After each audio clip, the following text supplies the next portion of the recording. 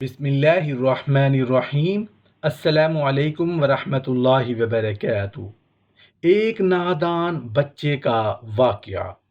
जब अल्लाह ताला किसी बंदे की भलाई और खैर का इरादा फरमाते हैं तो उसको अपनी किस्मत पर राज़ी कर देते हैं और उस किस्मत में उसके लिए बरकत भी अता फरमा देते हैं। और जब किसी से भलाई का इरादा ना फरमाएं तो उसको उसकी किस्मत पर राज़ी नहीं करते, यानी उसके दिल में किस्मत पर इत्मीनान और रज़ा पैदा नहीं होती और उसके नतीजे में ये होता है कि जो कुछ हासिल है उसमें भी बरकत नहीं होती। इस हदीस के ज़रिए ये तो पता बता दिया कि जब अल्लाह ताला किसी बंदे से खैर का इरादा फरमाते हैं तो उसको किस्मत पर राज़ी कर देते हैं और उसका नतीजा फिर ये होता है कि अगरचे उसको थोड़ा मिला हो लेकिन उस थोड़े में ही अल्लाह ताला बरकत अता फरमा देते हैं। आपने छोटे बच्चे को देखा होगा, जब माँ उसको मारती है उस वक्त भी वो माँ ही की गोद में और ज़्यादा घुसता है, हालांकि जानता है कि मेरी माँ मुझे मार रही है। क्यों?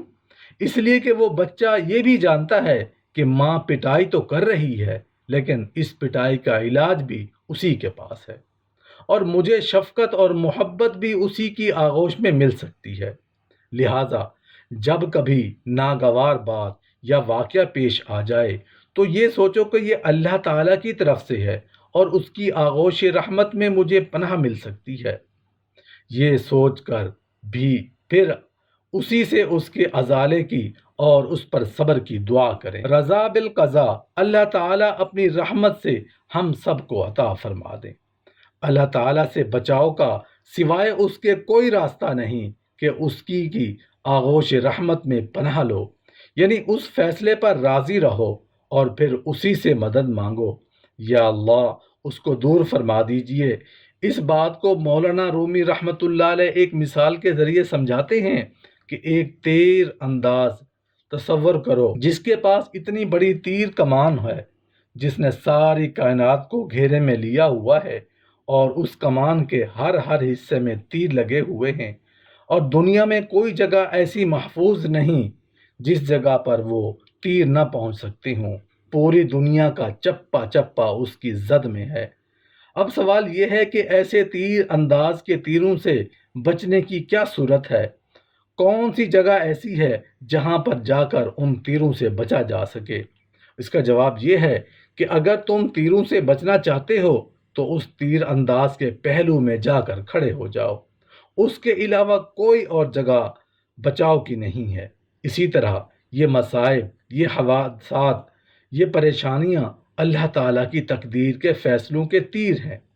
इन तीरों से अगर बचाव की कोई जगह है तो वो अल्लाह ताला ही के दामन रहमत में है, उसके अलावा कोई जगह नहीं है। इसलिए अल्लाह ताला से दुआ करनी चाहिए कि या अल्लाह नाकाबिल बर्दाश्त तकलीफ़ मत दीजिए और जब तकलीफ़ दें तो उस पर सब्र भी अता फरमा दीजिए और उसको मेरी मगफिरत और तरक्की और दर्जात का ज़रिया बनाइए। अल्लाह ताला फरमाते हैं, मेरा जो बंदा किस्मत पर राज़ी हो जाए, और किस्मत पर राज़ी होने का ये मतलब नहीं है कि तदबीर छोड़ दे और हाथ पर हाथ रखकर बैठ जाए, बल्कि काम करता रहे लेकिन साथ में उस पर राज़ी हो कि उस काम करने की नतीजे में जो कुछ मुझे मिल रहा है वो मेरे लिए बेहतर है।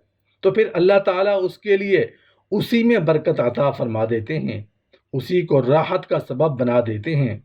और अगर कोई शख्स किस्मत पर राज़ी ना हो बल्कि हर वक्त नाशुक्री करता रहे और ये कहता रहे कि मुझे तो मिला ही क्या है, मैं तो महरूम रह गया, मैं तो पीछे रह गया, तो इसका नतीजा फिर ये होता है कि जो कुछ थोड़ा बहुत मिला है वह है उसकी लज्जत से भी महरूम हो जाता है और उसमें बरकत नहीं होती।